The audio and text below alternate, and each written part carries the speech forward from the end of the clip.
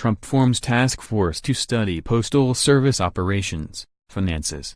President Trump has formed a task force to study the finances and operations of the U.S. Postal Service, just 10 days after he blasted online retailer Amazon for making the USPS its delivery boy.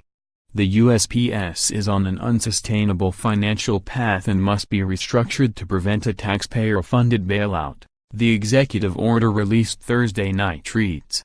Citing $65 billion of cumulative losses since the 2007 to 2009 recession and the Postal Service's inability to make payments required by law for its retiree health benefits, the executive order says prompt, reliable and efficient universal mail services are at risk.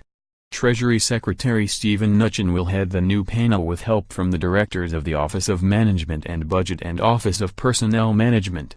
Number 1 on the list of task force items to look into is the expansion and pricing of the package delivery market. Trump recently lobbed multiple Twitter attacks against Amazon, claiming the online retail giant pays little or no state and local taxes and costs U.S. taxpayers many billions of dollars through cheaper Postal Service shipping rates. Trump's Twitter threats against the company have been viewed in some quarters as a proxy battle in his war against the Washington Post, owned by Amazon CEO Jeff Bezos. Brick-and-mortar stores have closed by the hundreds, as retail chains struggle to compete with the convenience of online shopping, a transformation led and dominated by Amazon. The U.S. Postal Service has been roiled by the same gale force technology winds, as Americans abandoned mail for email and other electronic communication. But the post office has benefited, more than suffered, from Amazon, financial analysts say. Along with UPS and FedEx, the Postal Service helps deliver packages in the last mile of their Amazon journey. That's translated to more packages and package-related revenue, in part thanks to Amazon. More, fact check, Trump's Amazon attack unsupported, distorted in the October to December 2017 quarter. The service handled 7% more packages than in the same period a year before, while mail declined about 5%. Although we continue to win customers and grow our package business, these gains are not sufficient to offset continuing declines in our mail business, which is our main source of revenue and contribution, Postmaster General and CEO Megan Brennan said in February. The service has a decade-long string of fiscal net losses, which has led to more than $120 billion in unfunded liabilities, mostly retirement health and pension benefits. In 2006, Congress mandated that the Postal Service prepay benefits, a special requirement other agencies do not face.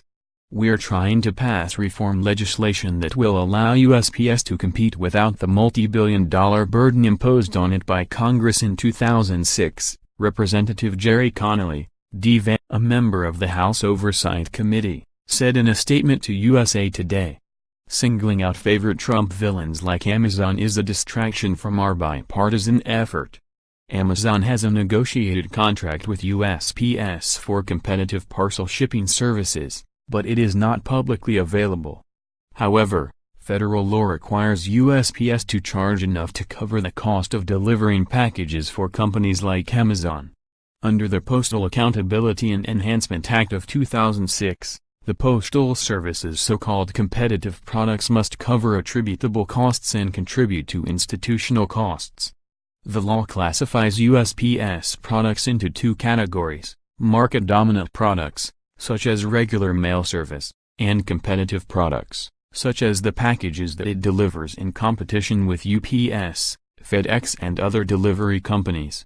In response to an op-ed that appeared in the Wall Street Journal last year, USPS Chief Financial Officer Joseph Corbett wrote that it is inaccurate to say that the Postal Service delivers packages below cost.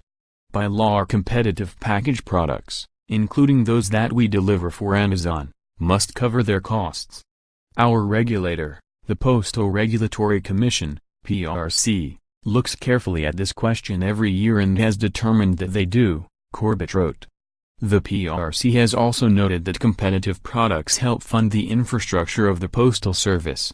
It is that infrastructure that enables us to fulfill our universal service obligation to deliver to each and every address in the United States at an affordable rate.